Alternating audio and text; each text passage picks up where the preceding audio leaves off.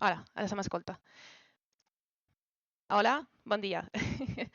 Benvinguts tots una vegada més a Marató Benèfica de Gaming.cat. Soc l'Adessa i m'acompanya Alicia del País Valencià i ara ella explicarà quina escola és i per què la iniciativa una mica que hem fet serà també l'explicació que farà ella de com han patit les escoles i quin projecte tenen. Hola, bon dia. M'escolteu? Sí, s'escolta perfecte. Bon dia a tots els amics de Gaming.cat. Estic encantada d'entrar en vosaltres i de conèixer-vos. Em diuen Alicia, soc la directora d'una de les escoles públiques que hi ha en Albal. Albal és un municipi molt proper de València i som un dels municipis afectats per lo que ha ocorrit de la gana. En concret, la meva escola ha sigut l'escola de la zona 0 d'allí d'Albal. Estem al costat de Catarroja i quan es van desbordar els barrancs, la nostra escola està al costat d'un dels barrancs, que normalment, per les qüestions de que la societat va construint, no es respeten i esta vegada que ha fet falta, pues el barranc ha passat l'aigua però no havia de passar i va arrasar per tot el que estava davant, entre ells la meva escola. Nosaltres som dins d'Albal, hi ha diverses escoles, però les dues més afectades són la meua, que és Sant Carlos Borromeo, i Sant Blas. I el quart dia, més o menys, van decidir juntar Ruth i altres companyes que han sigut pues, també antigues alumnes de la nostra escola, van decidir crear Ajudes Col·legio Albal per a que ja rebíem molta gent que ens cridava per ajudar-nos per a canalitzar pues, aquestes ajudes. Perquè, clar, la majoria de gent d'Espanya volia ajudar-nos però no sabia com. I vam crear aquesta iniciativa. I ahí estan pues, moltes companyes meues que m'estan ajudant a tirar endavant. I així pues, estem recollint diners de forma totalment voluntària per a poc anar tornant a la normalitat allò que teníem abans. Vale. Doncs bé, nosaltres ja hem recaptat 100 euros, li estava comentant a Alicia fa un rato. L'Angés estarà a dalt pinejar, també està dins del directe a dalt, que ho podeu veure també. I bueno, comencem una mica una petita entrevista per conèixer-vos. I la pregunta és, com va afectar la Dana a la vostra escola? Perquè ja ens has explicat una mica la situació, però clar, la pregunta és una mica més en transfons. Com va afectar a nivell, per exemple, educatiu? Com va afectar a nivell d'organització? També les AMPAs, com van reaccionar? Com us heu gestionat? Va afectar molt perquè des del dia que va passar, que va ocórrer un dimarts a les 8 de la vesprada, se va suspendre tota l'activitat educativa, però en una incertidumbre total, perquè per la nit, des de l'Ajuntament em van dir bueno, ja ho sabia a la una, que s'havien suspès les classes, perquè he de dir que en el meu municipi l'Ajuntament va suspendre les classes a la una. Per això els xiquets ja estaven en casa a partir de les 3. Es van suspendre, em van dir que fins que continuara l'alerta roja no hauria activitat educativa i ahir vam estar uns quants dies. Per la nit nosaltres comunicàvem als pares que no sabíem res, que mentre que continuara aquesta situació estaven suspeses les classes i no teníem més notícies. Sols sabíem que havia ocorregut un gran desastre i que de moment no havia classe.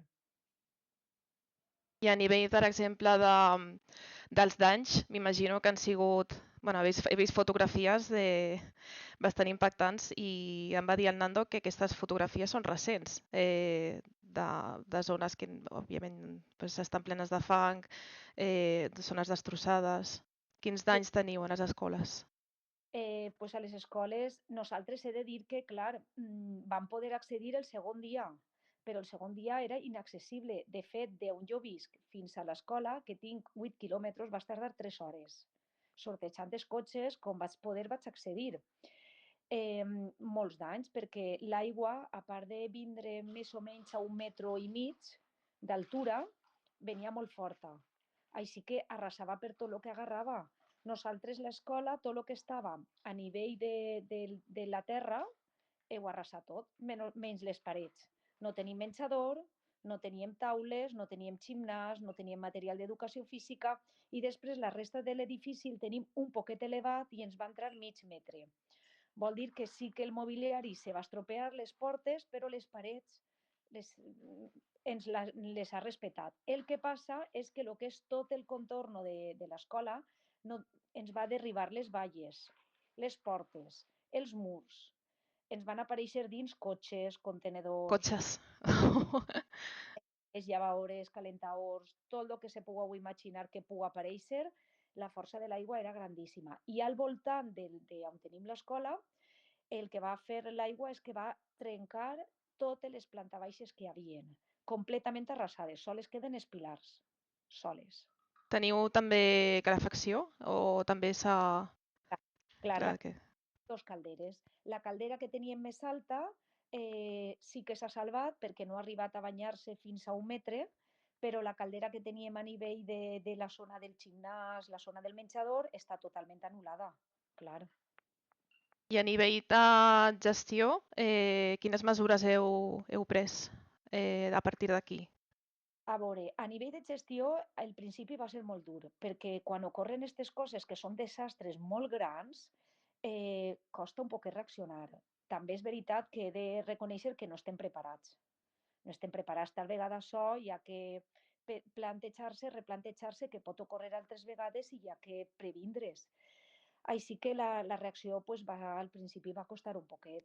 Nosaltres vam entrar a l'edifici, l'equip directiu, la directora, que sóc jo, el meu jefe d'estudis i la meva secretària, vam entrar i sí que és veritat que en una primera valoració vam veure que els danys estructurals del nostre edifici pues, no, a simple vista no havien molts, però sí que havien molts danys materials.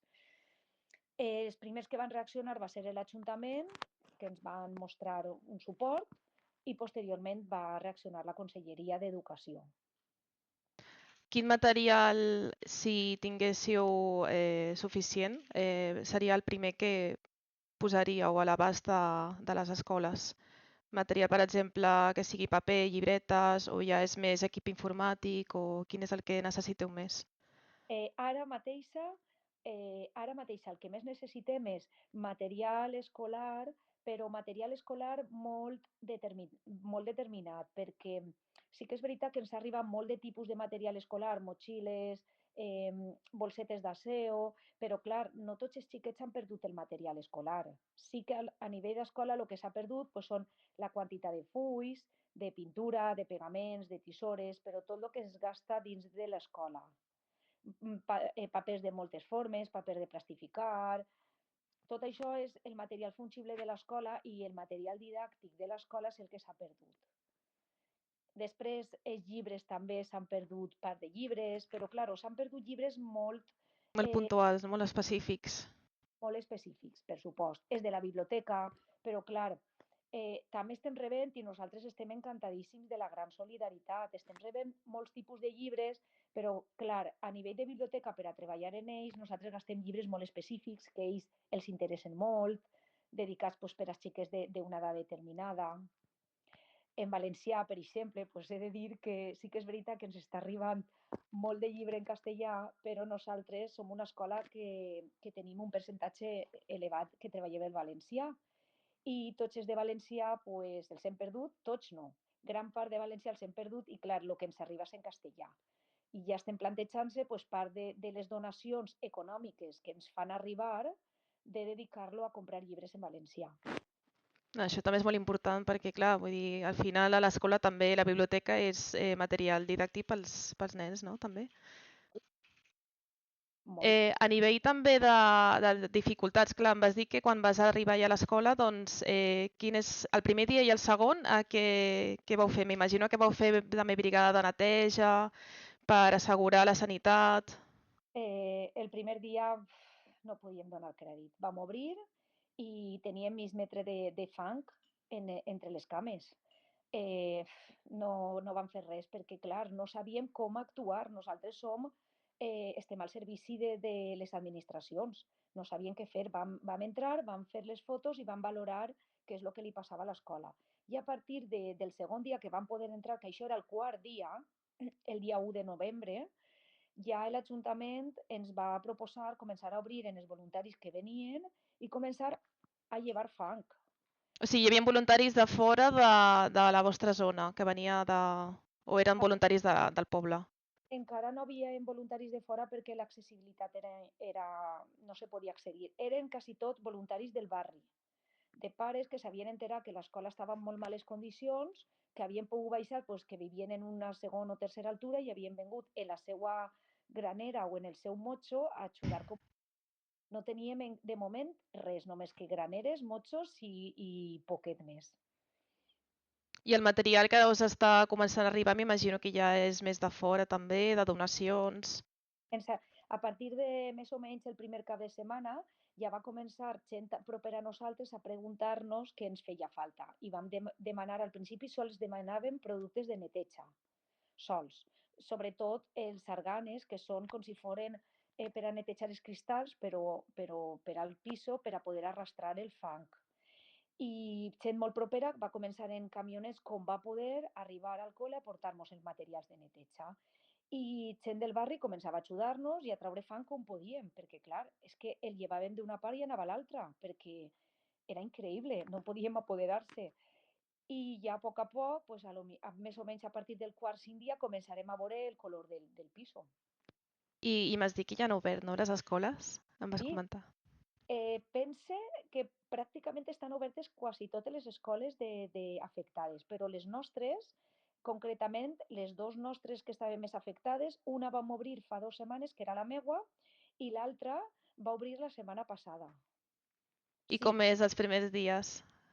a veure, nosaltres hem obert en unes condicions, a veure, són unes condicions mínimes de seguretat per als xiquets, però el centre no està al 100%, el centre està a un 65%, el centre té portes, encara que no obrin i tanquen com toca, té balles i té la seva classe, les seues cadiretes, encara que algunes estan pues, regular, perquè estan rovellades, però ens les canviaran poquet a poc. El que passa és que falta molt encara per canviar. El primer dia va ser espectacular, es van fer als xiquets un corredor per a recibir-los, els xiquets estaven encantadíssims i durant 2 dies sols van fer dinàmiques de veure com els xiquets es trobaven a nivell pues, psicològic. Això és el que anava a preguntar, perquè m'imagino que no sé si teniu algun suport psicològic per les famílies afectades o... Més que suport, sí que tenim oferta de suport psicològic. El que nosaltres hem fet al principi és detectar necessitats i ja pues, començarem a actuar. Però clar, és que n'hi ha molta diversitat. Hi ha famílies des de que els va pillar fora i no varen poder veure res a famílies que ho han sofrit pues, d'una forma molt tràgica. Així que estem detectant, estem donant-los una fràgil normalitat i a partir d'ahir estem veient com podem actuar. Mira, acabo de veure just en el xat que estan dient que hi ha 100 euros més que estan dins de Migrano d'Arena, per tant, bueno, ja comencem, comencem fort. Després de tot el que ha passat, ara que ja està obert, el projecte futur de l'escola m'imagino que és arribar a estar 100% oberts. Tindreu algunes mesures en un futur per bueno, evitar, no crec que es pugui evitar, una cosa així, però hi ha algunes mesures extres que heu pensat en tenir en compte? Nosaltres de moment no, perquè de moment sols estem podent eixir avant, atendre els xiquets i poder subsanar tot el que tenim per arreglar. Sí que és veritat que a nivell de centres hi ha un pla d'evacuació, que això se fa tots els anys. Així que el mateix que ha ocorregut, que gràcies a Déu, bueno, és una frase dita, no? Que menys mal que va ocórrer a les 8 de la vesprada, perquè si haver ocorregut a la 1 del migdia, el problema haguera sigut moltíssim més greu. Sí. Dins la tragèdia pues, va ocorrir a una hora en què la majoria dels xiquets, que és pues, la comunitat a la que jo atenc, estaven en casa. I de moment tenim un pla d'evacuació. Jo m'imagino que poquet a poquet aquest pla d'evacuació anirà integrant deficiències que s'han detectat ara, però de moment encara no ens ha donat temps a poder elaborar res de tot això.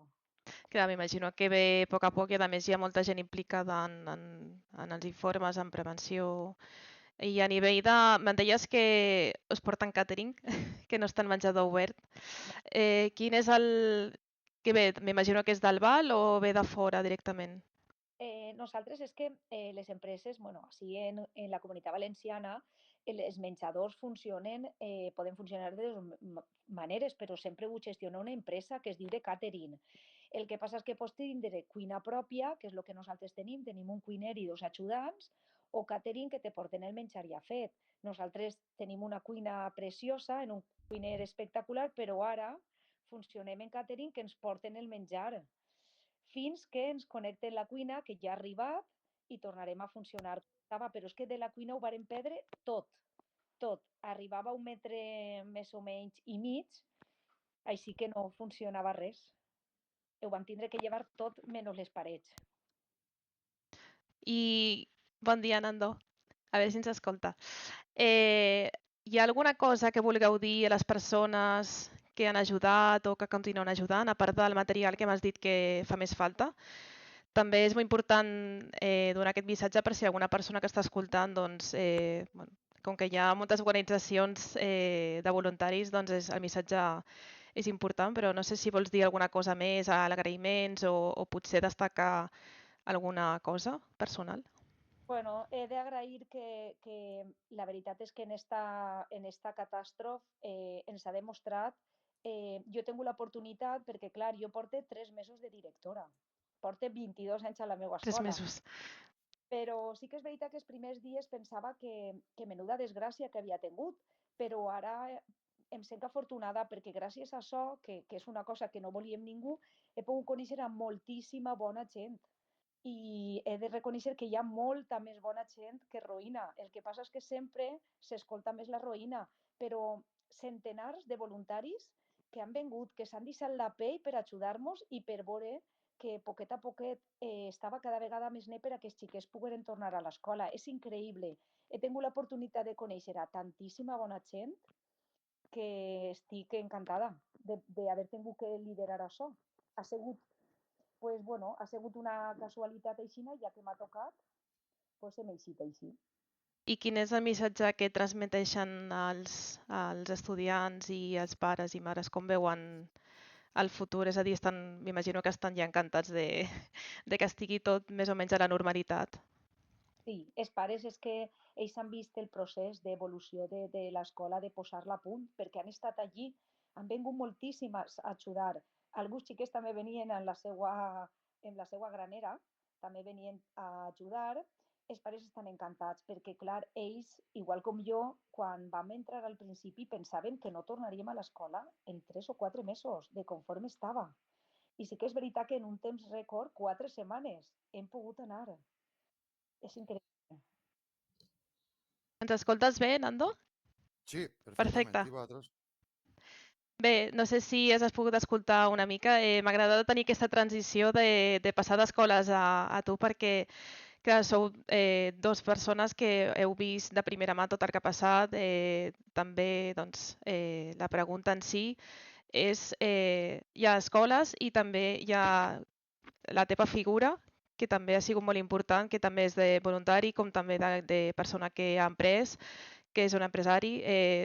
Tot això, a nivell de gestió, m'agradaria preguntar-te, Nando, eh, com ho has fet? Has estat a tot arreu.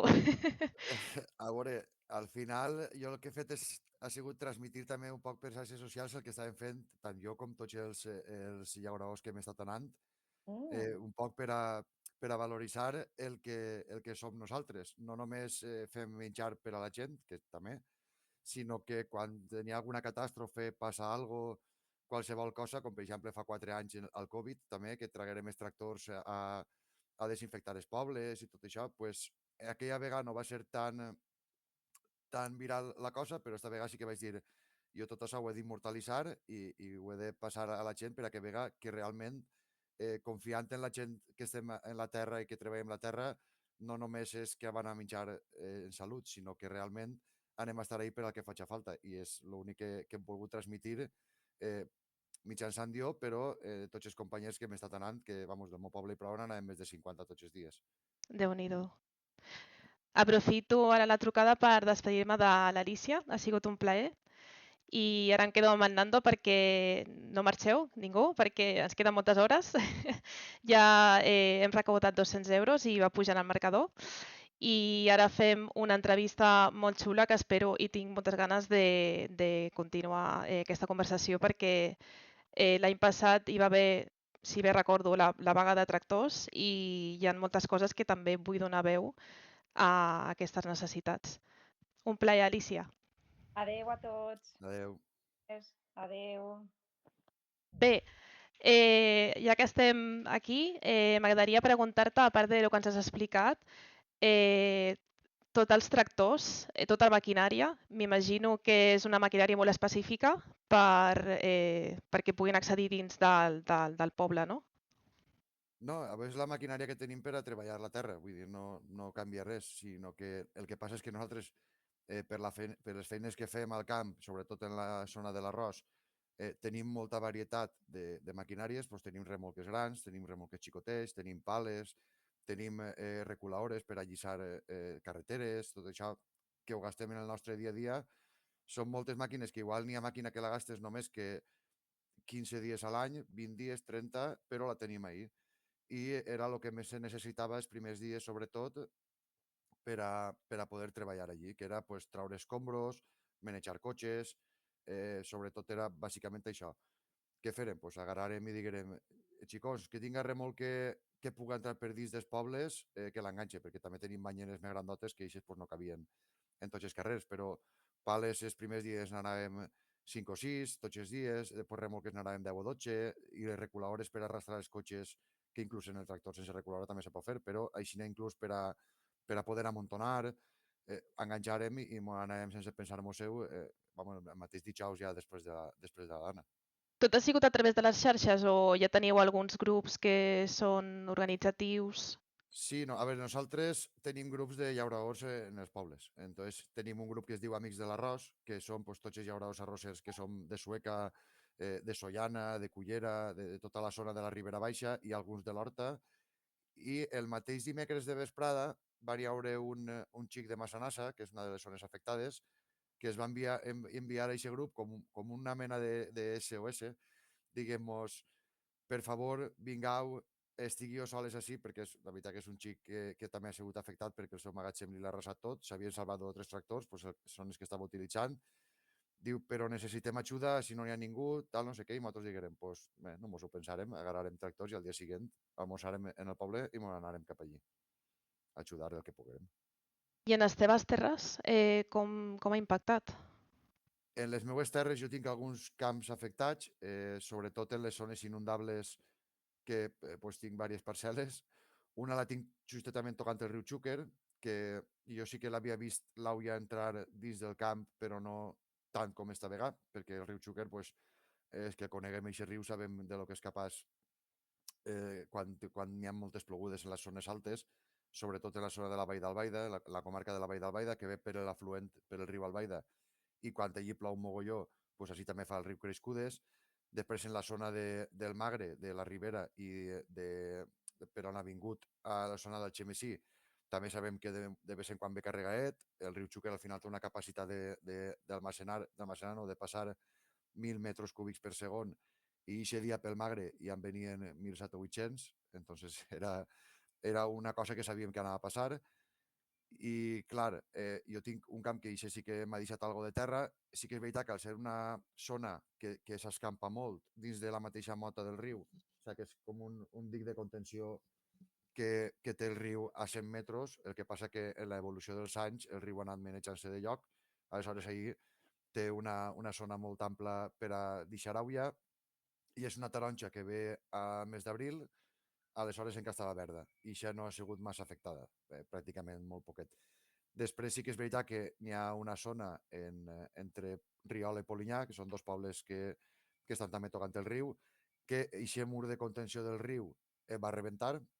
Al rebentar aquest riu va inundar el poble de Riola i se'n va anar per l'antic cauce, per l'antic llit igual t'estic parlant de l'any 1200 o 1300.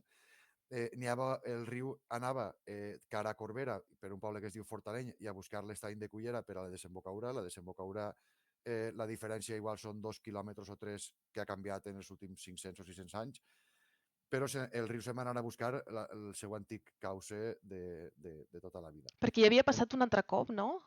No va passar una altra inundació A fa veure, molts anys. inundacions del riu Xúquer que jo sàpiga, que jo recorde perquè m'haig contat els meus abuelos, els meus pares, en l'any 82 va estar la Pantanà, que ja va passar algo paregut, però ahir va rebentar el pantà de Tous i l'au ja anava pues, camp a través tot el que podia. Després l'any 86 va haver un altre riuà i l'any 95, si no me falla la memòria, va haver un altre, però no va ser tan catastròfica com esta. Però vamos, que el riu Xúquer a cada certs anys ens sorprèn en una vinguda d'estes.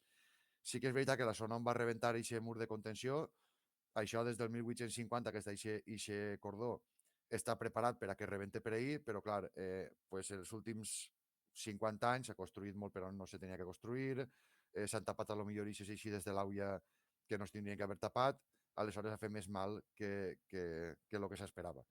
Entonces, per aquesta zona, que és un terme municipal de Corbera, però vamos, que és el que encausa el riu antigament, entre Fortaleny, Corbera i Auri Favara, que va buscar la mar, ahir també tinc una parcel·la d'unes poc més de 2 hectàrees de taronxers que ahir anava a 1,80 m d'auia d'altura. I doncs Wow. tot el que ha tocat Ixauia, pues ja està la taronxa podrint-se, caiguent, i això. I després, en la zona de Sueca, així és que per el tema del minifundi tenim tots, no tenim finques grans on tenim tota la producció, sinó que tenim escampades per tots els termes, pues, parcel·les relativament menudes o mitjanetes. Entonces, en la zona inundable de lo que és el poble de Sueca, allí n'hi ha, per on passa el riu, tenim uns dics o sigui, el dic este del que te parla, que és el cordó del riu, però tenim com uns llocs per on el riu pot eixir. Entonces, aquests llocs els fiquem en taulons, en maderes, reforcem en arena i tota aquesta auia que eix del riu se'n va a buscar el terme municipal, la zona de taronxers més arrimada al riu, per a que se salve el poble i no inunda el poble. De fet, és de no ser que sigui auia de pluja, que en l'any 2008 ja va passar, que van ploure 370 litros d'auia en una hora i se va inundar el poble. De no ser que sigui algun animal a d'ixes, el poble és molt difícil que s'inunde vinguent l'auia del riu, perquè ho tenim tot molt controlat i tenim uns protocols d'actuació molt ben fixats per part del Consell Agrari Municipal i la comunitat de regants del poble per a poder evitar que el poble s'inunde, de no ser que siga pues, perquè plouen una barbaritat de litros per metre quadrat en molt poc de temps, que també és algo relativament normal dins de lo que és la ribera del Xúquer. I, per exemple, m'estaves dient que, clar, teniu grups, a part d'aquestes actuacions que heu fet últimes, també per la vaga dels tractors també vau fer, m'imagino que el mateix grup es va organitzar Sí. per venir. Què és la cosa que més voleu reivindicar dins d'aquest sector? Sobretot volem que se deixi d'una part la hipocresia dels que manen, perquè una explicació molt fàcil és que així nosaltres en Europa tenim uns estàndards de producció molt marcats per una seguretat alimentària, si produïm molt sa, tenim unes limitacions a nivell fitosanitaris per a utilitzar, a nivell abonat. Què passa en tot això? Que nosaltres estem relativament d'acord, algunes coses no, altres sí, però relativament d'acord en produir de forma sostenible, de forma respectuosa en el mig ambient, de forma molt millor de cara a la seguretat alimentària de les persones en Europa, però clar, ens trobem que quan fan acords internacionals, com per exemple el que està gestant-se ara de Mercosur, que no exigeixen aquestes mateixes normes que tenim nosaltres a aquests països de Mercosur en aquest cas, però en altres casos han vingut els acords de Sud-àfrica, l'acord en Egipte, vull dir que està perjudicant a l'agricultura autòctona. Què passarà a la llarga? Jo no tinc problema, jo sóc mestre d'estudis i el dia de demà pues, podria abandonar les terres si no foren rentables i anar a treballar de mestre. No tindria ningú problema. Pues Mestre, podria canviar de faena. mestre de música, sí? Sí, Sí. correcte. I Soc com vas fer mestre. la transició? A veure, jo vaig estudiar magisteri perquè sóc músic tota la vida, des de 6 anys que em dedique a estudiar música i és una cosa que m'agradava. No tenia prou nivell suficient, sempre ho he dit, per gos, perquè sóc molt gos per a estudiar, o era molt gos per a estudiar en aquella època, i el meu nivell pues, era bo, però no era excel·lent, entonces jo no podia accedir a un grau superior de música i ser músic professional. Entonces, normalment la gent que som un poquet aixina o que no tenim aquest nivell, sempre ens decantem a estudiar magisteri musical, que el nivell que necessites per a fer la carrera la pot fer qualsevol persona, encara que no sàpiga de música, però és com continuar algo que a nosaltres ens agrada. Entonces, ens agrada la música, pues continuem sent mestres de música, no a nivell professional, sinó a nivell pues, secundari. Entonces jo vaig fer aquesta carrera, vaig estar inclús de pràctiques diversos mesos. El que passa és que ja vaig veure que, en, que no m'agradava un poc com estava encarant la societat el tema de l'educació, i en aquestes èpoques els meus pares uns anys antes havien heretat unes terres de la família, pues, les tenien alquilades a un tio meu, i jo vaig dir, a veure, tinc aquesta possibilitat, jo tota la vida he anat al camp també amb mon pare, mon pare que se dedicava a l'agricultura a temps parcial, jo a taronges i tot això pues, portant anant des que tinc ús de raó. I el tema de l'arròs em vaig ensenyar. Directament vaig parlar amb un tio, vaig dir, che, jo me'n vaig amb tu i m'ensenyes a com se cultiva l'arròs perquè no tinc, la veritat que no tenia ni idea. I a partir d'ahir em va agradar, vaig veure que sí, que el camp és dur, però no tant com jo m'esperava, perquè antigament, bueno, clar, jo mon pare ho feia tot a mà i a mà pues, costa molt fer les coses i és molt dur. I què passa? Que al veure que n'hi havia una altra manera de treballar i que ja la cosa canviava, dic, pues, vaig a fer-ho d'esta manera. Vaig començar, me va anar relativament pues, un poquet bé els primers anys i vaig dir, pues, és el meu. I com m'agradava també aquesta manera de treballar, pues vaig començar i a començar a ampliar, a comprar tractors i tot això, a empenyar-me, sobretot, a És demanar el que anava a préstecs. dir, perquè una de les queixes que també em sembla haver llegit de, no sé si passarà també aquí en el País Valencià, però a Catalunya, almenys en la part de Girona, hi ha molts productors que deien, clar, o sigui, jo em passo més hores sentat en l'ordinador fent paperassa que treballen la terra per obrir, Sí. per demanar permisos per produir la terra, tardes un any i llavors, si tens una terra i la vols produir, primer fas un any de paperassa, mentre t'ho accepten i els protocols europeus i tot el que comentàvem abans, doncs fins al cap de 2 anys més o menys ja no comences a treballar la terra. Per tant, és una lentitud i és una paperassa que bloqueja tot el tema de produir. Un any seguint, seguint molt beneficiosos, no, com diria la paraula que no m'he dit ara mateix. Seguint, Generosos, sí, no? sí, perquè al final, així per exemple, al País Valencià tenim unes ajudes a la primera instal·lació per a que tu te donen pues, uns diners per a començar i així pugues arrencar un poquet més fàcil, i després ajudes a plans de millora. I aquestes ajudes fa 2 anys que no els convoquen. En teoria tinc... 2 anys. Sí, sí. Entonces, nosaltres, per exemple, a la Unió de Llauradors tenim gent esperant a que convoquen aquestes ajudes per a poder incorporar-se i estan com frenats ahir perquè no poden accedir a aquestes ajudes. Per què? Pues, sempre diuen que tenen molta faena, que no poden deixar, i al final nosaltres diguem, che, fiquem un calendari, tots els anys en les mateixes dates que isquen plans de primera instal·lació, tots els anys en les mateixes dates que isquen plans de millora per a que no se solapen, i així nosaltres podem fer una programació perquè tenim gent esperant incorporar-se al sector. En un sector Clar, que clar. està tan envellit, no pots prorrogar que aquesta gent no s'incorpore només vulgui, sinó que dir, che, tu tots els anys, en el mes de febrer, tires la convocatòria. Si t'ho prepares tot, al mes de febrer, a incorporar-te i a treballar. Però no, es trobem en una distopia que dius, com pot ser que en la falta que fa no comencen així? I realment és que no està passant d'ara, és que està passant des dels últims 20 anys.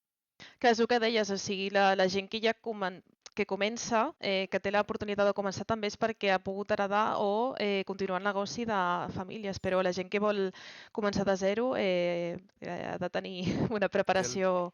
sí, el problema sobretot és l'accés a la terra també, perquè així ens trobem també en una cosa, que és que molta gent té moltes xicotetes parcel·les i són parcel·les heretades de familiars, de abuelos, de tios, que no se dediquen al camp, i moltes voltes quan vas a parlar amb ells dic, che, jo te compro el camp o t'alquile el camp, no sé, se pensen que tenen Déu sap què, i no se donen compte de que avui en dia la terra, desgraciadament, no val diners. Quan valia diners, que pues, farà 15 anys la terra valia molts diners, eh, la gent no venia perquè es pensava que ara que la terra val molts més diners, continua valent algo, però molt menys del que valia antes. I sobretot que són tot, parle d'arbres, tot parcel·les en arbres per arrencar i tornar a plantar. Clar, tu necessites fer una despesa molt gran per a arrencar un camp tornar-lo a plantar de nou, estar 5 o 6 anys sense treure un duro, a partir d'ahir ja començar a treure alguna per a pagar gastos, i fins que no arriben uns 10 anys, tu no es comences a guanyar diners d'aquesta terra. Això també he escoltat, també. Sobretot passa en taronxers, o sigui, en cítrics.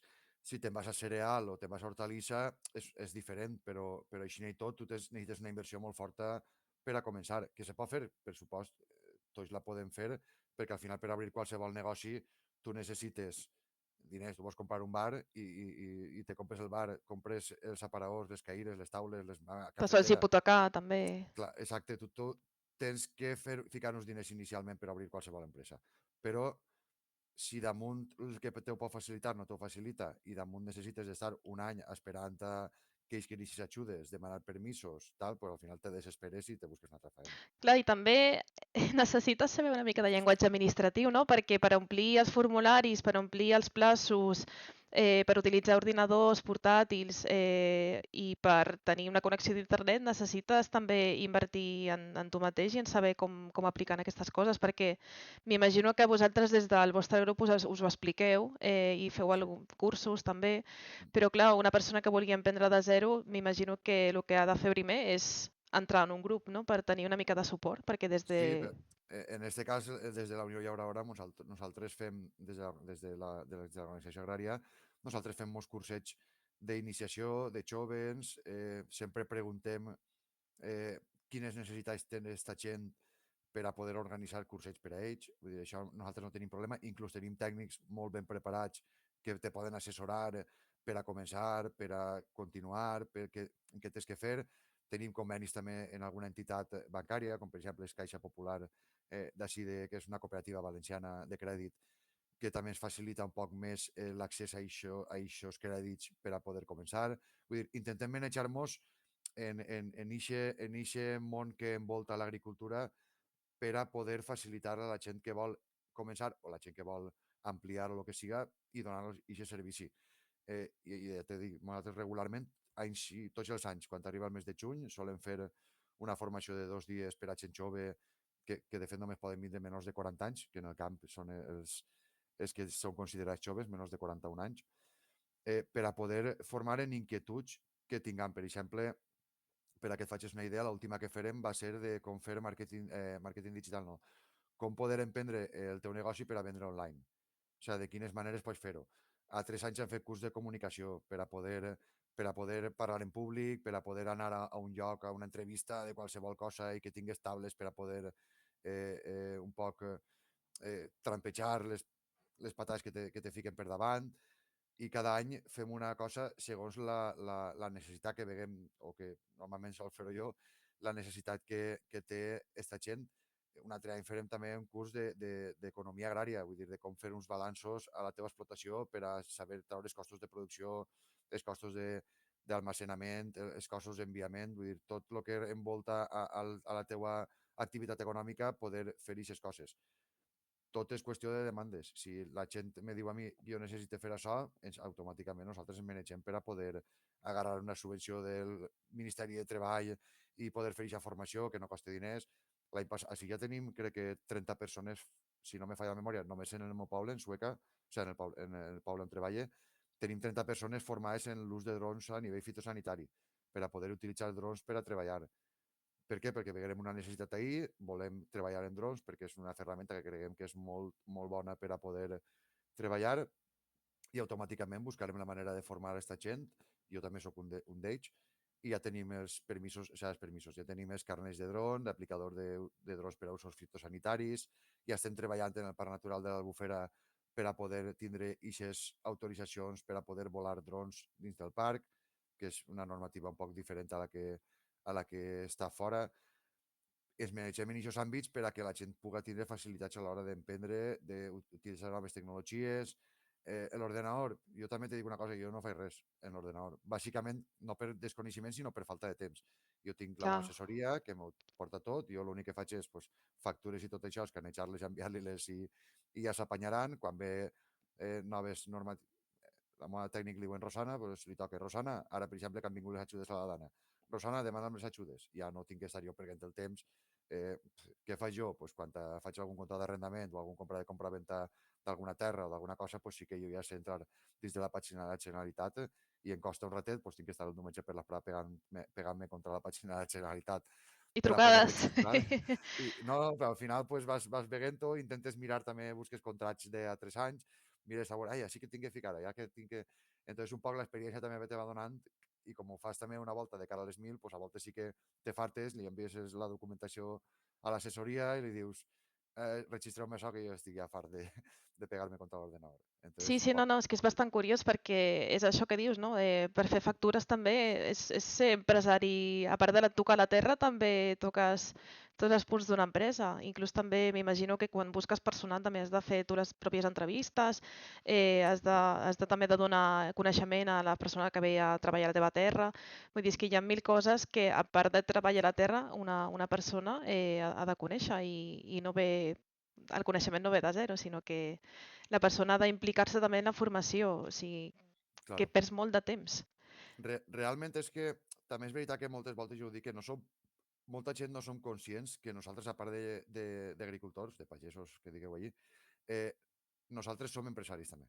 Entonces tenim tot lo bo d'una cosa, tot lo bo de l'altra, tot lo roïn d'una cosa i tot lo roïn de l'altra. Aleshores, al final, nosaltres tenim que gestionar una empresa. I una empresa té moltes coses. Entonces, si la terra dona per a lo que dona, al final el que tens que fer eres tu.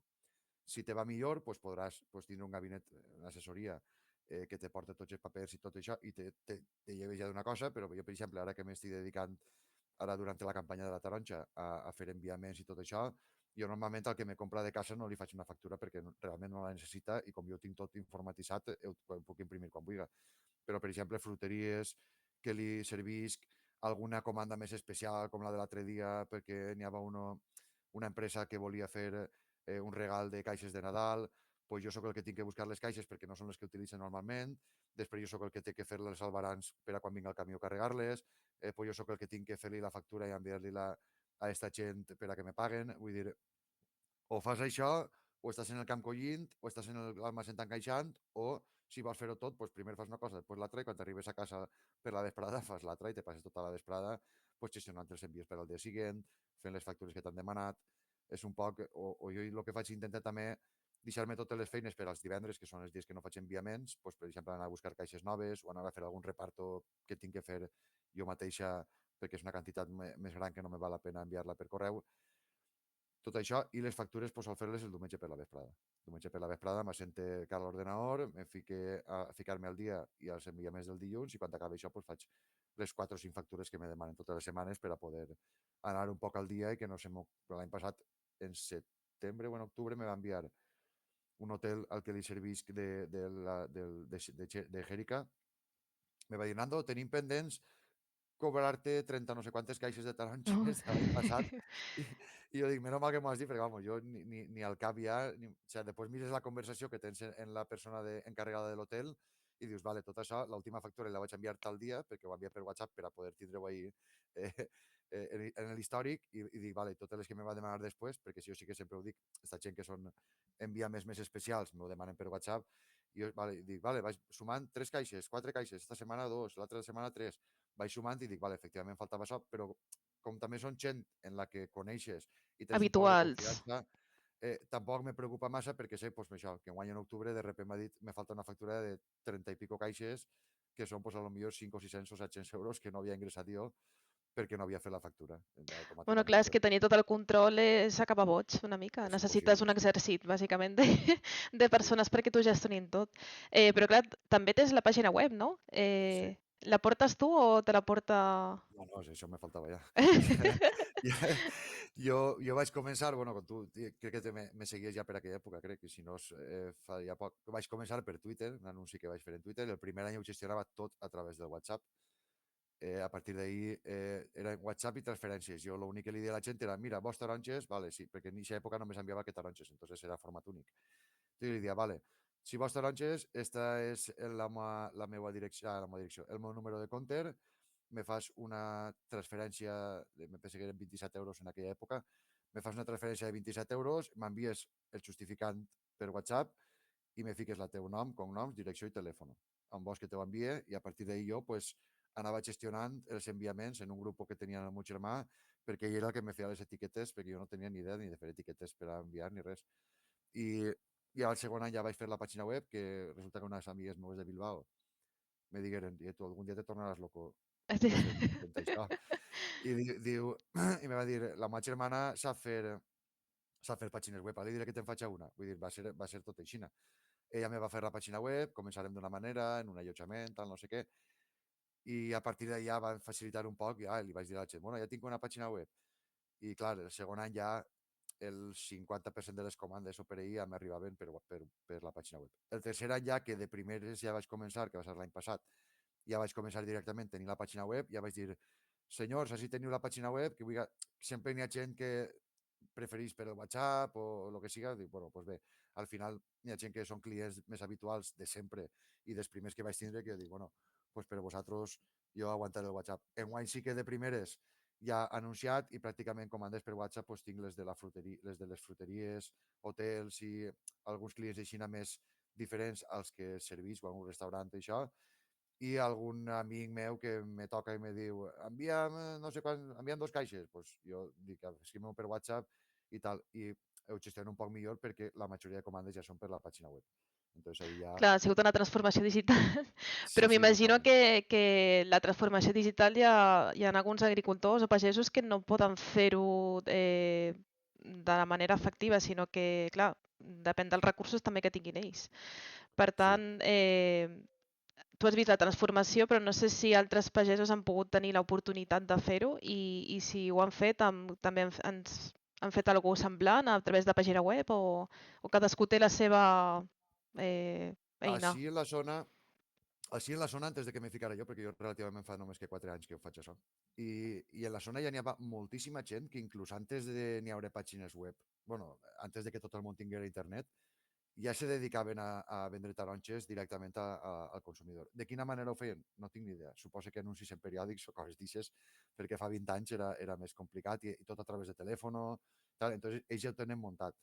De fet, jo, en un principi, quan vaig fer això, vaig dir, vaig a veure si puc salvar algo de collita enguany, perquè aquest any va ser un desastre, i jo tenia un amic que 5 anys antes ja havia començat a fer envies més per internet i això, i li vaig dir, si me demanen, jo què sé, 15 o 20 caixes a la setmana, pues jo te les porto tu me gestiones les etiquetes i tot això, m'ho envies tu, jo te pago el que vulguis d'això, i ja està. Però clar, la meva sorpresa va ser pues, que no eren 15 o 20 caixes a la setmana.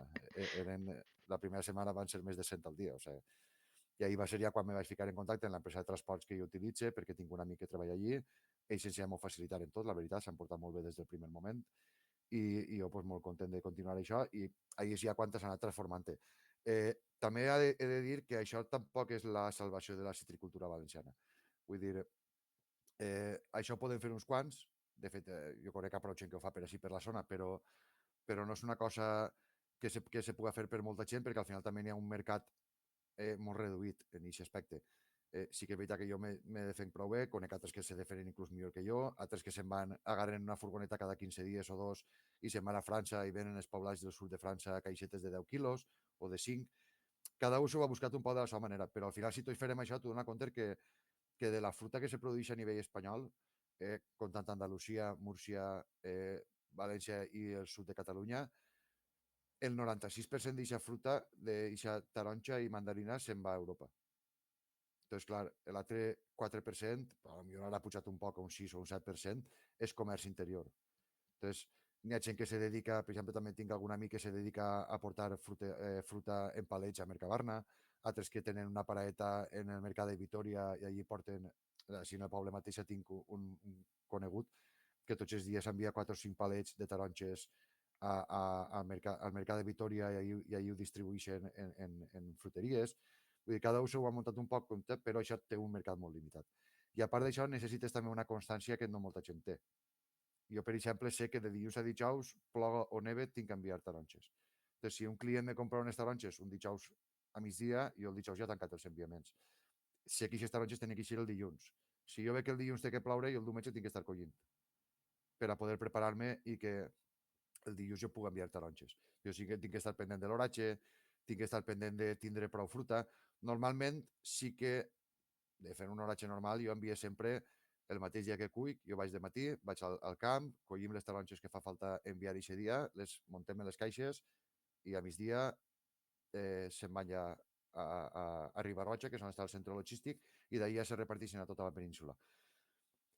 No, això és lo normal. Després, si ve que va venir un temporal, que va estar plovent 2 o 3 dies o el que sigui, pues jo vaig el dia antes, intenté proveir-me de taronges per a que els clients no li falten. Per què? Per una senzilla raó. Quan antes li arriben les taronges, antes se li acaben i antes tornen a comprar. I és la Clar. primera.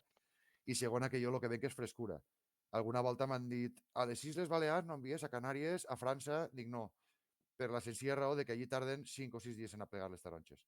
Entonces, de la manera en la que treballo jo i de la manera que els meus clients me coneixen, ja no seria ni ètic per a mi, ni per a ell seria tan bo com jo collir unes taronges el diumenge o el dilluns i que el dimarts estiguen en casa del client o la clienta. Entonces, això és una manera de treballar que no tot el món tampoc sap fer. Jo, per exemple, no m'agarré vacacions en hivern, que és quan en teoria els arrossers sempre tenim vacacions. Clar, Entonces, tens la combinació de les dues coses, no? sí. Durant tot l'any. Els cultius, bàsicament, en quasi tots, per no dir-te tots els que fem així, van des de febrer fins a octubre, més o menys.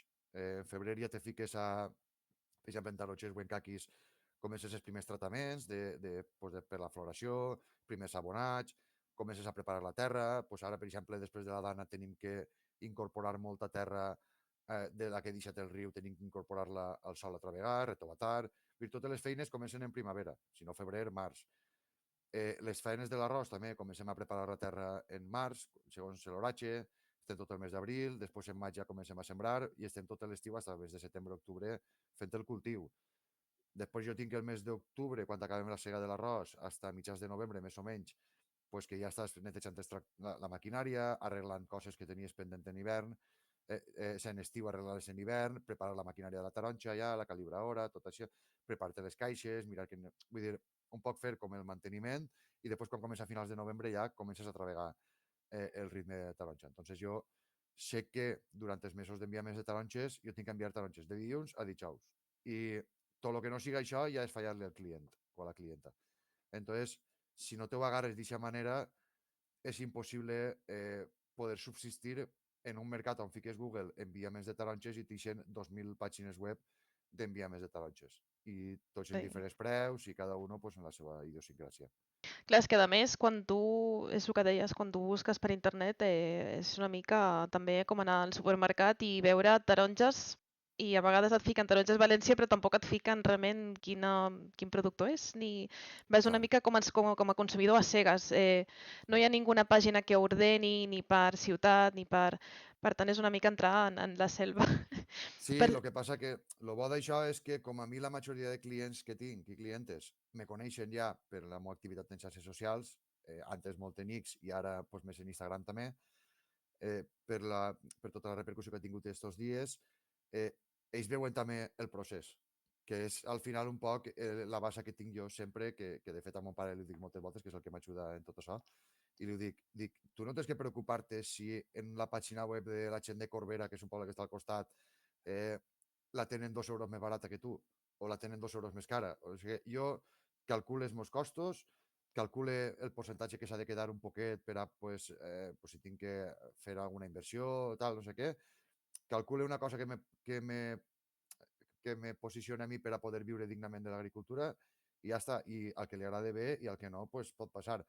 Què passa? Que com tota la majoria de gent que me compra saben el procés i saben el que faig jo, és com una fidelització de la clientela de cara a aquestes altres pàgines web que no saben de qui és la taronja, ells saben que jo només comercialitzo taronja meua, el meu arròs, saben el procés de cultiu de l'arròs, el procés de secat, el procés de pelat, que saben que ho fem tot nosaltres manualment.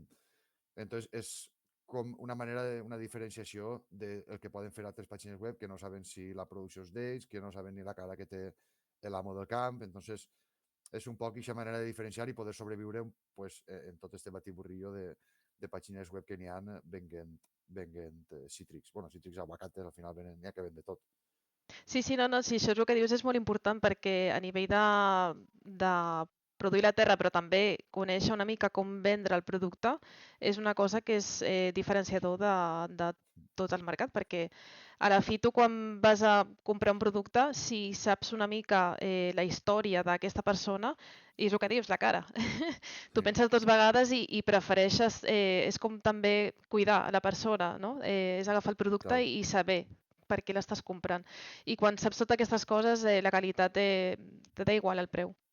Sí, de fet, al final, moltes voltes jo ho conte, una perquè m'agrada contar, al final també pues, la veneta eixa de mestre la tinc ahir i a mi m'agrada ensenyar les coses que fem, també un poc apropar el que és pues, lo que fem en el camp a la gent de ciutat o inclús en una entrevista ho dia l'altre dia, que inclús la gent del meu poble no sap ni siquiera quin és el cicle de l'arròs.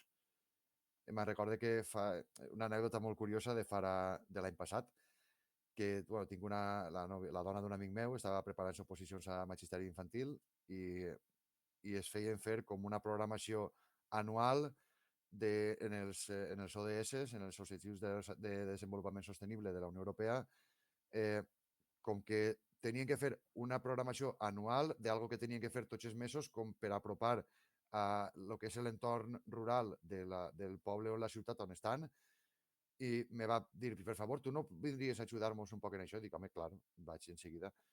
I n'hi havia, pues, bueno, nou, 8 i 9 xiques que estaven preparant-se l'oposició infantil, que jo els vaig portar pues, un poc pues, fotos, vídeos de tot el cicle de l'arròs i quan començava, quan acabava, el que fèiem, i me va sorprendre que diuen, sí, nosaltres sabem que quan arriba el mes de... O sigui, l'hivern està tot l'arròs inundat, quan arriba el mes de maig inunden els camps altra vegada, després l'arròs se fica verdet i quan arriba setembre pues, el segueu.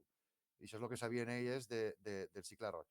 Vaig començar a contar totes les passeres i eren pues, és gent que després té que ensenyar això a l'escola. De fet, inclús me vaig oferir i dic, si en algun moment aproveu les oposicions, espero que enguany, si no l'any que ve, pues, podeu dir-me que Una visita. quan prepareu tot això podeu utilitzar-me a mi per a fer visites escolars i apropar un poc la gent, per lo menos, que sàpia en el seu entorn on es maneja el que es fa i com. Jo sé I que en jo, el Delta també es feia les visites, jo almenys he fet sí, alguna quan era més petita. No sé si hi ha molta diferència entre el Delta i València a nivell del tractament, és molt... es fa molt paregut. N'hi ha algunes coses que canvien, com per exemple la manera de sembrar. Ells sembren molt com si fos cereal, en sec. Nosaltres sembrem inundat.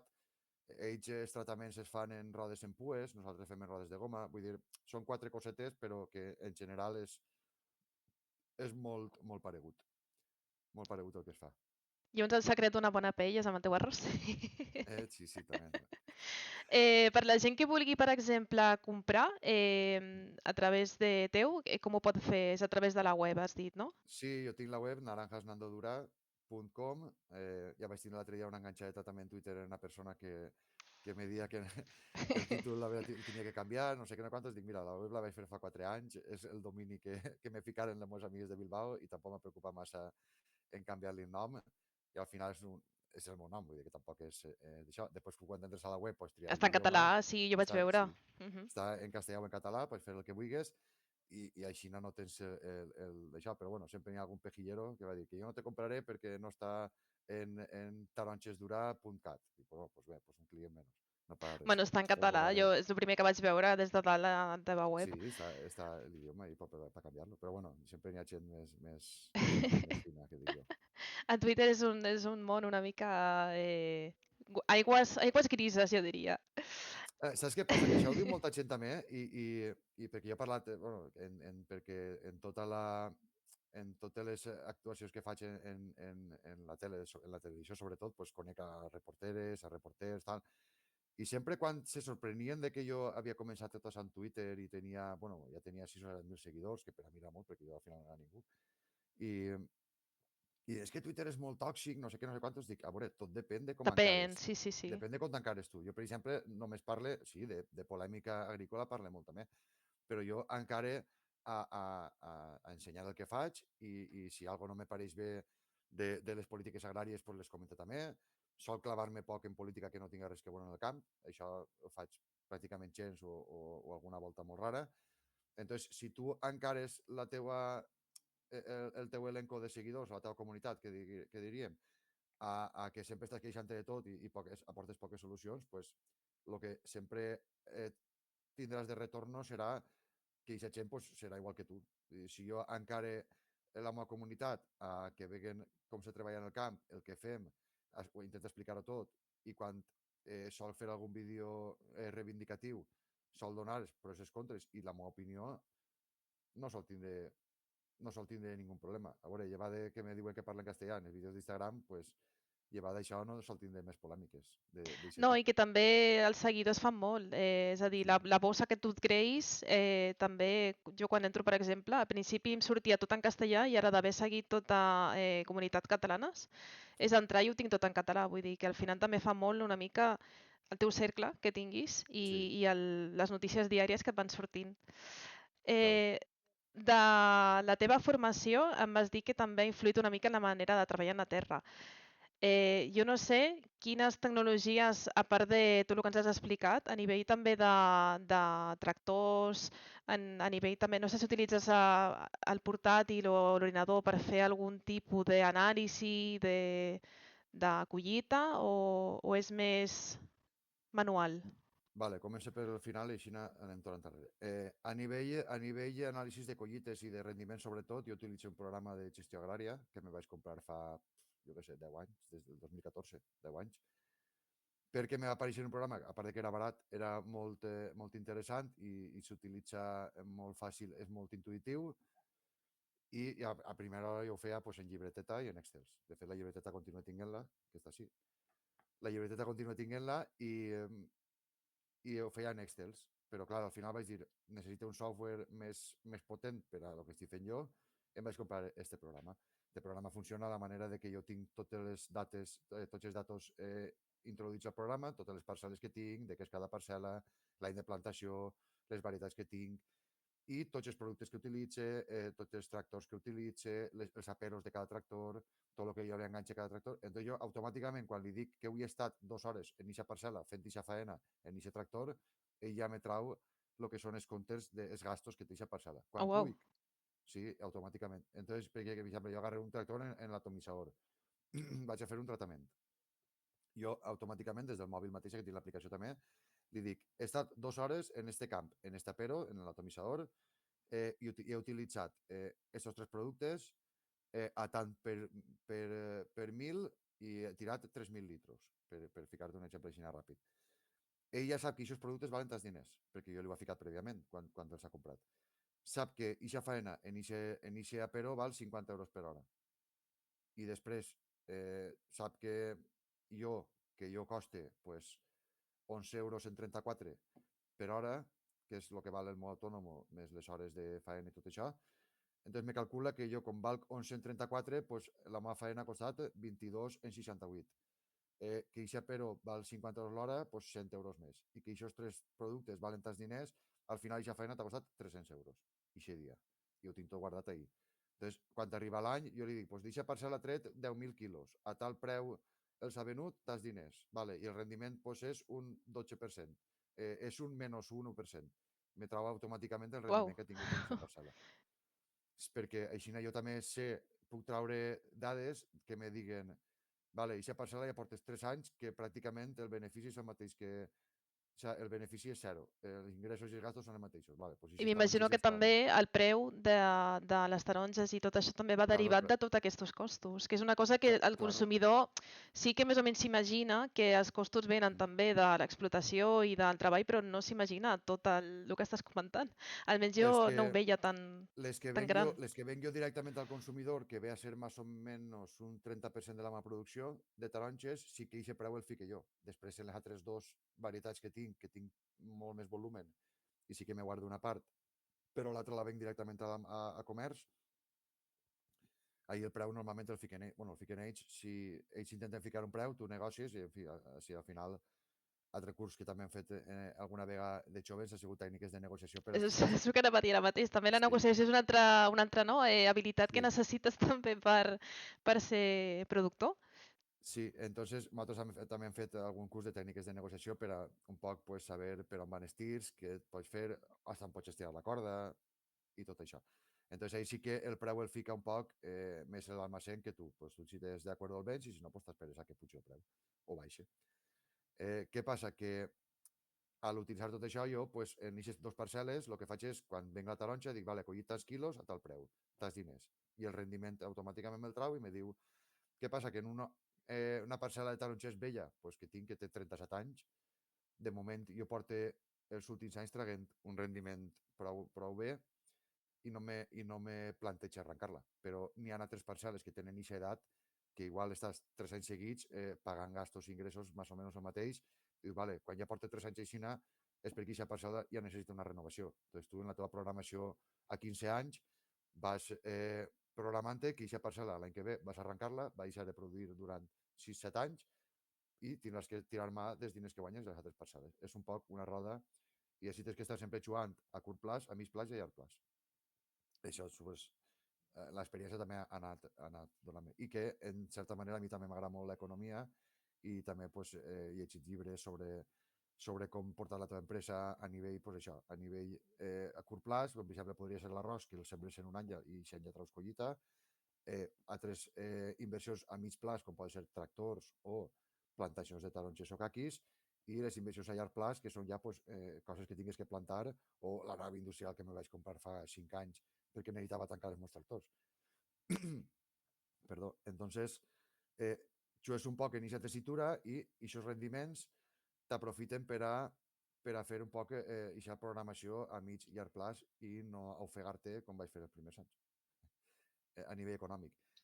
I després les noves tecnologies a nivell tractors i tot això, pues, per a que te facis una idea, jo tinc des d'un tractor que és tot palanques manual, que sí que té direcció assistida, però és el més modern que té, com aquell que diu, fins a tractors que funcionen a soles. Que jo estic dalt del tractor, el programa en la pantalleta i automàticament ell se fica a treballar, a la bona hora està tirant el que jo li dic perquè li ha tirat que vull un rendiment per hectàrea, el tractor està anant a soles per dins del camp, quan arriba al final l'únic que tinc que fer és pegar-li la volta, tornar-lo a encarar a la línia que me marca la pantalleta i a treballar a soles. O sigui, passem des del tractor més vell que tinc des de l'any 67 fins al més modern que tinc, que és de fa 3 anys, pues des d'això, des de portar-lo tot manual a portar-lo tot automatitzat.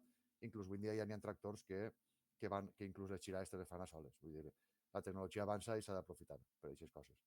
I ja el següent pas és el dron, que si no passa res, pues, Sí.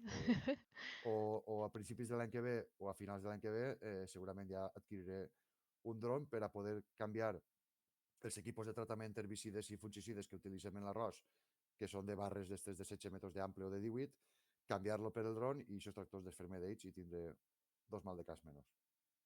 Clar, llavors de revisions dels tractors, com es fan? Ara que ho penso, perquè clar, no és el mateix que portar un cotxe directament a que et facin la revisió.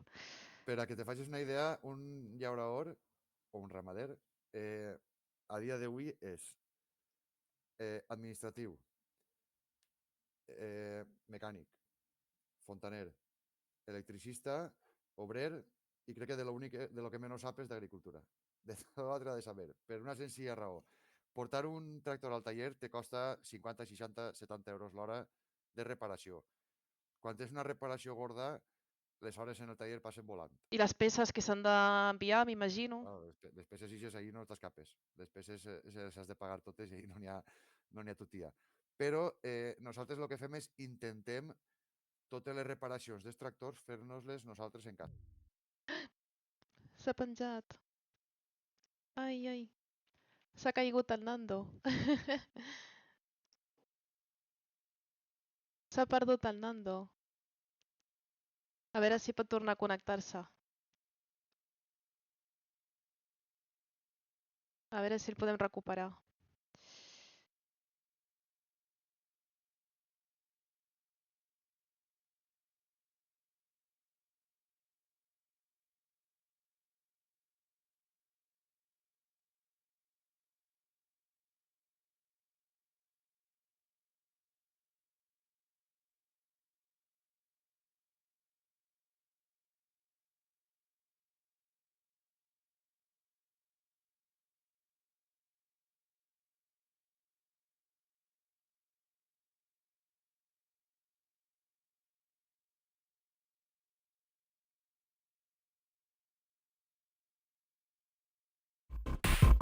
Benvinguts a Gaming.cat. la teva comunitat en català de videojocs. Comença la partida.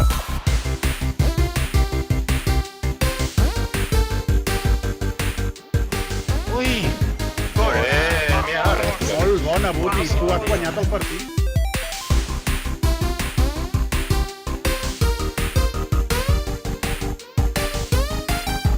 GameCucat és un fòrum pels jugadors per xerrar de forma.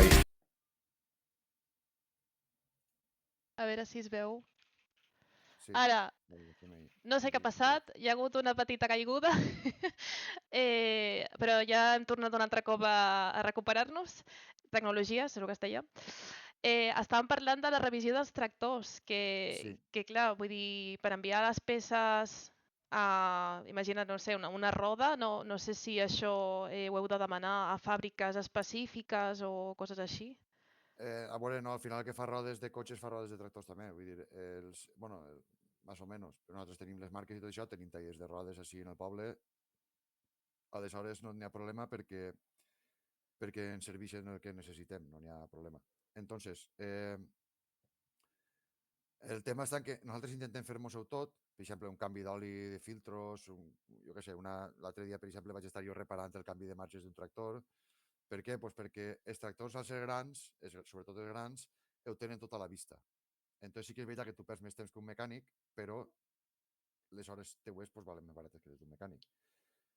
Què vaig fer jo? Pues, bàsicament vaig llevar la roda del tractor, me vaig abocar allí baix i vaig dir, vale, manejar les palanques des de dalt, veia on estava el sistema de canvi del tractor.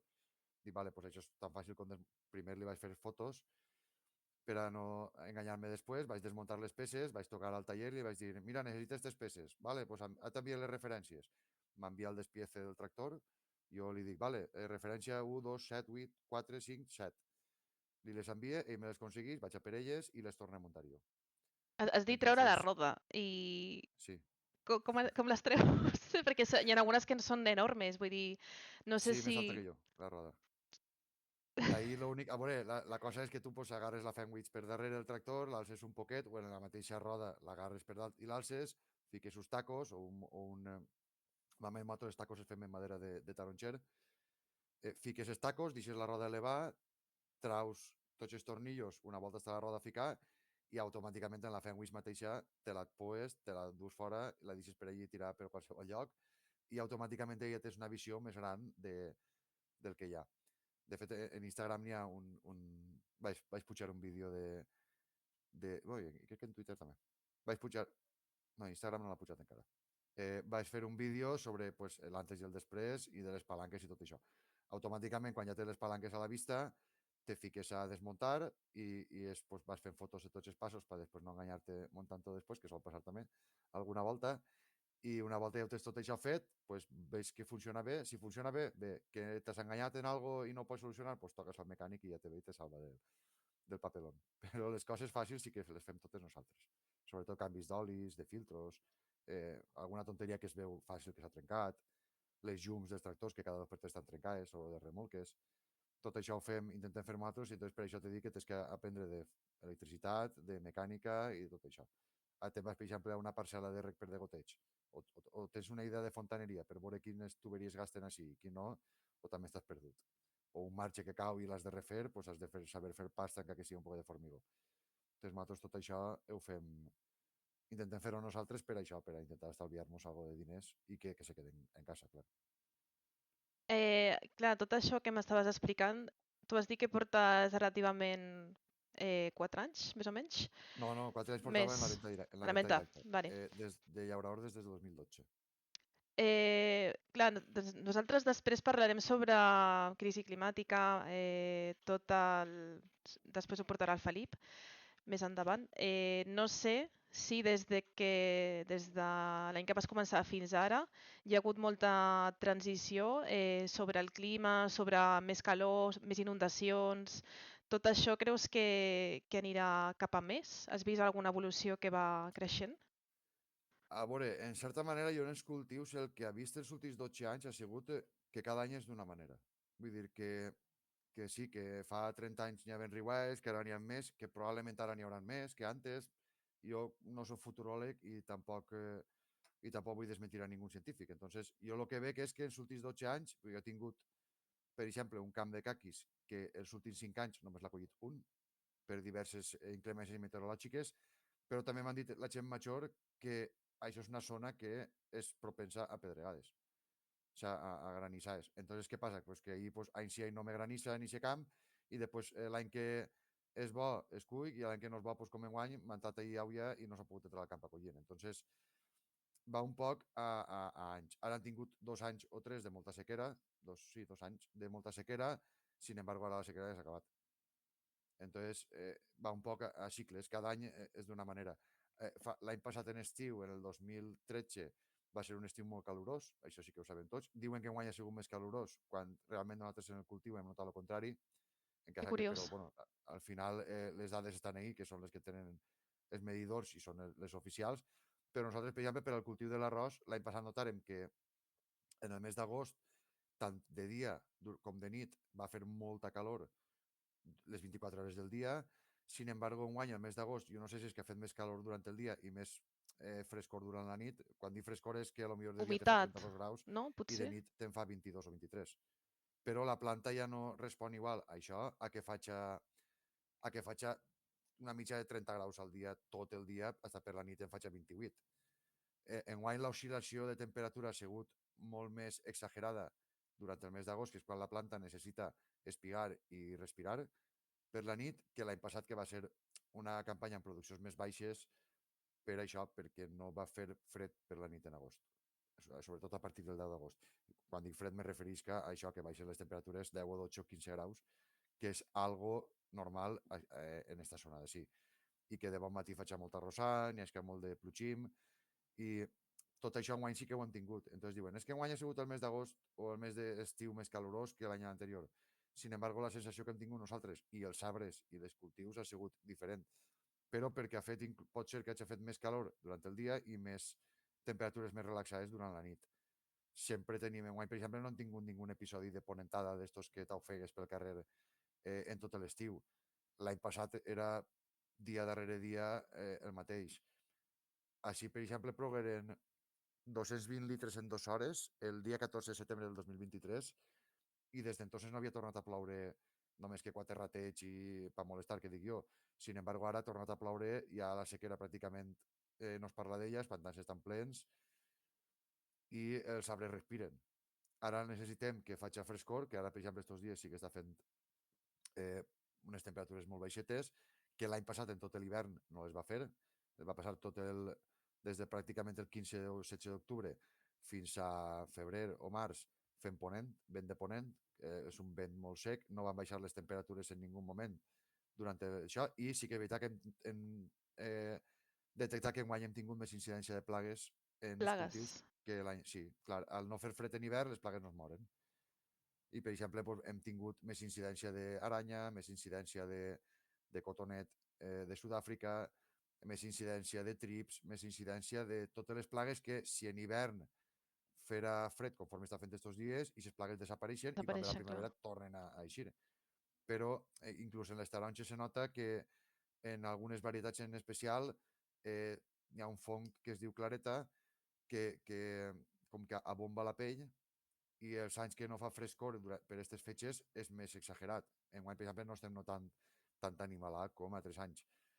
Sí que és veritat que hem notat que, per exemple, l'any passat vam tindre que regar més, amb la qual és un cost de producció més elevat. Això, entonces va un poc durant l'any. Què tindrem en el futur? Pues diuen que catàstrofes més grans. Jo, quan ho vega, pues, com enguany, pues, ho veuré, però de moment tampoc vull dir que va afectar-nos molt, perquè al final nosaltres tenim també com si diguem, una resiliència d'adaptar-nos a tot el que ens vinga. Entonces nosaltres estem a expenses de lo que vinga, ens adaptarem i ja està, i continuarem en la nostra marxa. Que no podem cultivar tarongers perquè n'hi ha més sequera? Doncs jo què sé, ficarem fruita d'estiu, no ho sé, per ficar-te un exemple. Sí que és veritat que en zones on diuen que anava a fer molta calor, com per exemple la zona del Camp de Túria, que és la zona que està entre València i la Ribera Alta, se van plantar molts advocats, farà qüestió de 7-8 anys, De fet, jo vaig ser un dels que vaig estar fent algun curset d'estos per veure si plantava o no, i no vaig decidir al final. Demana molta Per- aigua, no? Em sembla? La O mateixa que un la taronxer, mateixa? bàsicament, sí, no necessita més. El tema està en que l'advocat necessita un clima més tropical. O sigui, una cosa com el que tenen en Canàries, per exemple, que més o menys està una temperatura prou igualada durant tot l'any. No necessita aquestes oscil·lacions de temperatura que tenim així, i després està l'altra cosa que tampoc necessita que faci fred. Per exemple, si en el meu poble n'hi ha un parell de persones que plantaran advocats i quan arriba l'hivern tenen que tapar-los en una tela després de collir.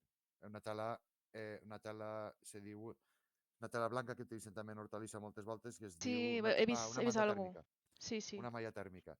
Per què? Perquè en l'evolució del clima sí que és veritat que anem de cara a temperatures més altes, però així sempre n'hi ha un mes que es diu finals de gener, principis de febrer, que té esperit de gelades.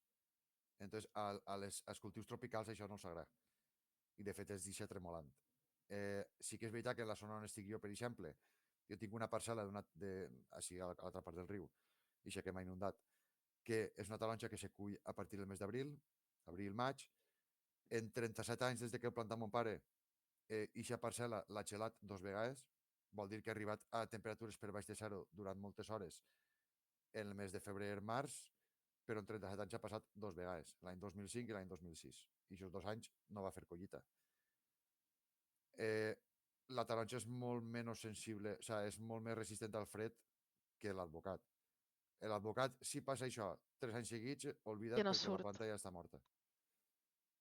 Entonces, clar, diuen, sí, el clima canviarà segur, segur. En quant de temps no ho sabem, però de moment en què estem tinguent aquestes coses que teníem abans, que és aquestes gelades de febrer, jo he arribat a arribar al camp un dia i estar a menys 2 graus i anàvem a podar en gener i arribar al camp i dir-li a mon pare, ale, peguem la volta i m'ho anem a casa, que així no anem a poder fer res, perquè si toquem l'arbre ara mateix el matem.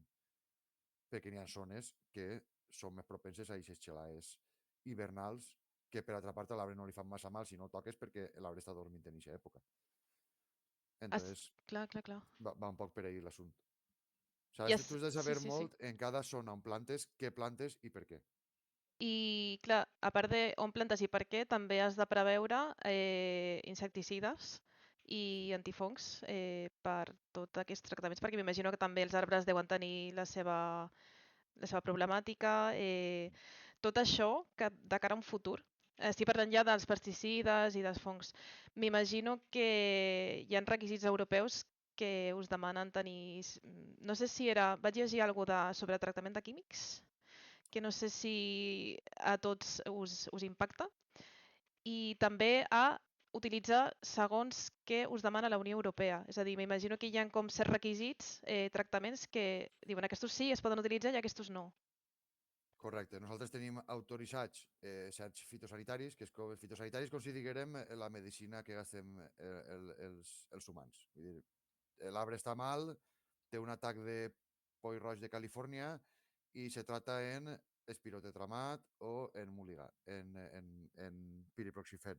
Entonces tu tens dos matèries actives diferents, que és com si tingueres termalgin i aspirina. Entonces, tu estàs mal, pues necessites un tractament. En aquest cas, espirotetramat o piriproxifen. El piriproxifen és una matèria activa que és diferent a l'altra, pues a lo millor en certes èpoques de l'any no la devem d'utilitzar perquè no és respetuosa en certs insectes bons.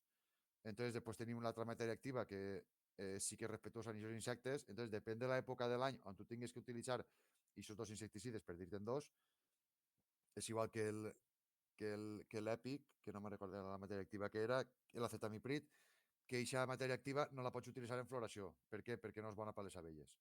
Entonces tu saps que aquesta matèria activa t'és autoritzat per utilitzar en estiu, quan no hi ha abelles i no n'hi ha problemàtica de que les pugues matar, perquè les abelles han d'estar ahí per a pol·linitzar les taronges. Entonces tu tens com cada volta menys matèries actives autoritzades per això. El que estem creant és contraproduent a lo que passava antes, perquè tu antes tenies pues, com a 10 matèries actives per a fer la mateixa cosa, tu anaves alternant-les i no tenies problemes. Ara realment per a cada plaga tens una o dos matèries actives o inclús ninguna a voltes. Entonces tens que fer moltes repeticions de molts tractaments si no te carregues la plaga i el que fas això és provocar resistències. És com el que te diuen que dir, vale, n'hi ha que està acostumbrat a que li fa un poc de mal al cap i ens es pren Un medicament. un medicament. Si tu reiteradament te prens aquests medicaments, sobretot que són els antibiòtics, al final el teu cos acaba creant resistències i al final el medicament no te fa res.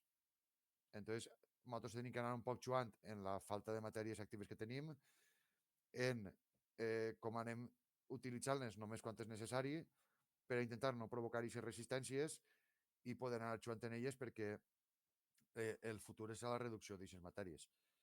No és una cosa que nosaltres vulguem fer perquè és el que t'estic dient, estem provocant resistències que d'altra manera no les tindríem, però és el que vol la Unió Europea, vol anar a una productora més ecològica i creguem, la majoria de llauradors creguem que s'enganyen anant per ahir perquè quan més reduïda tinguem tantes fungicides com els insecticides, més gastarem els mateixos únics i més resistències crearem i al final això a la llarga serà contraproduent quan a més estàs important fruta i verdura d'altres països que no tenen ningun tipus de mesures en aquest aspecte. Wow. És una cosa molt significativa que ens va passar en l'arròs. Jo quan vaig començar utilitzàvem un fungicida per al fong de l'arròs, que si no tiràvem aquest fungicida no podríem fer arròs, i el fungicida jo me'n recordo que costava 20 euros un paquetet per a 20 euros un paquetet per a tratar 3,4 hectàrees o 3,5 hectàrees, 3 hectàrees i mitja. 20 I euros. era molt barat.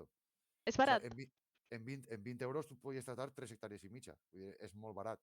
Ara te fas la comparativa. Quan ens van prohibir aquest producte perquè diuen que podia ser cancerigen, sin embargo, estan important arròs d'altres puestos en traces d'aquest producte que sí que l'utilitzen. Ah, sí, això va sortir també en notícies, també. Sí, de sí. que...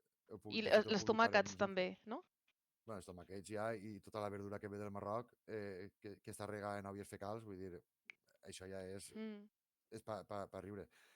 Què passa? Que ens canviaran aquest producte, que era molt efectiu, era superefectiu i molt barat, a un altre producte que te costa 45 euros per hectàrea, ahí ves la comparativa, 10 vegades més de lo que te costava l'altre producte, i a part d'això, aquest producte és molt menys efectiu com a fungicida que el que utilitzàvem antes. Entonces dius, vale, la producció me va baixar, el producte me costa 10 vegades més del que em costava, però pues, intentarem a veure de quina manera podem acoplar-nos a això. Pues, Clar, apujat el preu de l'arròs. sí, sí, no, i a més també a nivell de consumidor, clar, aquí hi ha una mica el tema de que tu agafes una fruita, per exemple, i et diuen ja directament que la tens que rentar bé, tens que... Clar, tot això, un cop ja està rentada, ja està tractada, ja la pots menjar, aquí diuen que els pesticides i tot això que s'utilitza ja fa que un cop ja està rentada no passi res. Per tant, és una mica el tema de veure que no és dolent utilitzar tractaments que es fan a la terra per després tu consumir-ho. Però hi ha molta gent que directament veu pesticides i ja diu, ai, no, ja no es pot menjar. Clar, aquí està una mica la vara de... Un cop ja rentada, m'imagino que ja no passa res. Hi ha molts nutricionistes que ho diuen. Tenim dos vessants de tot això. Podem utilitzar, o sigui, podem no utilitzar cap fitosanitari, ho podríem fer, perquè de fet inclús la gent que produeix en ecològic també utilitza fitosanitaris autoritzats ecològics. Sí, sí, sí. Entonces, no és no utilitzar-los o sí.